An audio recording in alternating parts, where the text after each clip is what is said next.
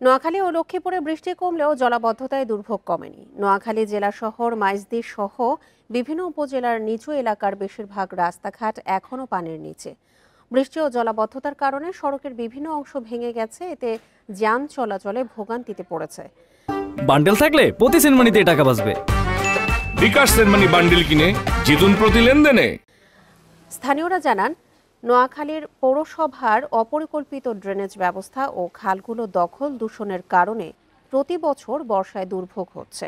লক্ষ্মীপুরে জলাবদ্ধ এলাকা থেকে পানি নেমে গেলেও রাস্তাঘাটের বেহাল অবস্থায় দুর্ভোগ বেড়েছে কয়েকগুণ।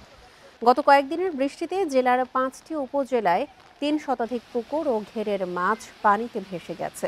পাশাপাশি তলিয়ে গেছে কয়েকশো একর আমনের বীজতলা ও শাকসবজির মাঠ। এদিকে 2 দিন বন্ধ থাকার পর খাগড়াছড়ির সাথে রাঙামাটির লংগদুর সড়ক যোগাযোগ স্বাভাবিক হয়েছে।